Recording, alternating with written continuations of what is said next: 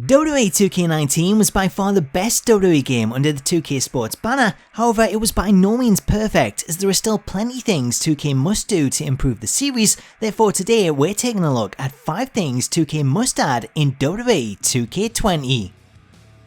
Number 5. Custom Music. Back in the good old days of the PS3 and the Xbox 360, one of the most treasured features in the series was that of custom music, as being able to have your creator Jeff Hardy enter with his actual theme instead of a generic one really helped put the finishing touches on that creation and give it a more authentic feel. Unfortunately though, with the jump to PS4 and Xbox One, this was one of the features removed from the game, as 2K noted changes to copyright policies by both Sony and Microsoft that stopped them being able to rip music and store it on the console's hard drive. 5 years on, while we don't know what Sony or Microsoft's stance on storing music is, one thing we do know is that both consoles now feature support for streaming music services such as Spotify, which could prove to be a great workaround and an even better replacement, as should 2K add the ability to link a Spotify account and select entrance tracks from the Spotify library, then this would give players access to hundreds of WWE themes to choose from, all from WWE's official account. Number 4. New match types. You might think that we already have a ton of match types to choose from in WWE games, with the likes of ladder matches, TLC and Elimination Chamber. However, there is still some glaring exceptions like Special Guest Referee, I Quit and even Inferno, all of which were present prior to the switch to PS4 and Xbox One.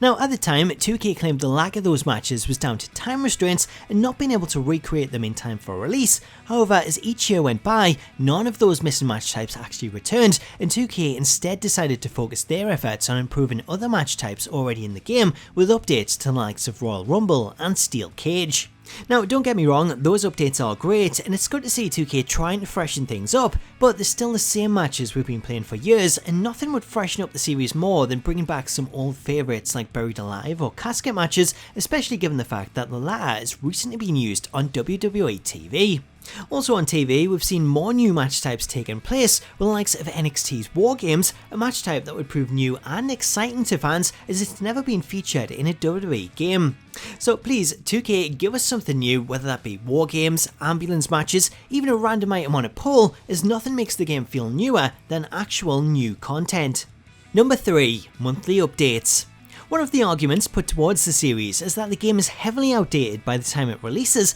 a problem that you would assume could be fixed with DLC and patch updates. However, just like the game itself, the way DLC is handled in the series also feels incredibly outdated, as rather than keep the game up to date with monthly updates and a quick turnaround speed, instead 2K continue to announce all of their DLC prior to release, with the DLC then dropping over the course of 3 months between December and February. Now the main problem with this is that should we see a big name star signed or a big superstar return or even a core arena updated such as Raw, then there's no way to put that superstar or updated arena in the game, and players are then forced to wait a full year to see those updates take place.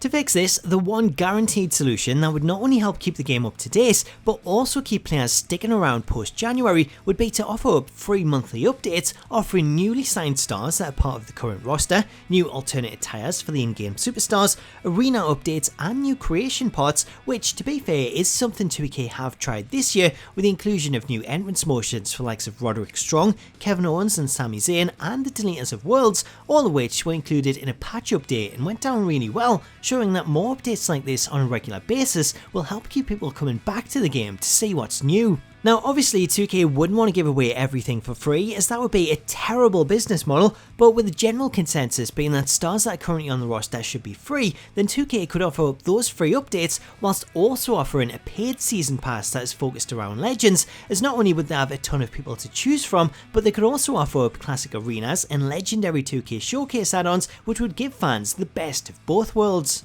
Number 2. Import GIFs. We've already talked about how adding music can help put the finishing touches on a created superstar by adding another level of authenticity during their entrance, but there is still one other element left to address, that of Custom Trons. Now we already know that both Sony and Microsoft are against being able to download and save copyrighted content to the console's hard drive, which rules out the saving of YouTube videos to use for Trons. However, one simpler way to achieve this would be to expand the image uploader to allow animated GIFs, as players could then import their own Trons in GIF format to use and create a video, which could then be saved and encoded to select and create an entrance. Now, the best thing about this is that using animated GIFs doesn't just have to be limited to create a video, as players could import different sized GIFs to use in other modes, such as create an arena where you could use an animated GIF on the Minitron or the LCD apron, or you could even use it in the likes of Create a Show to create an animated show logo or an entrance nameplate. Number 1. Cross-platform community creations.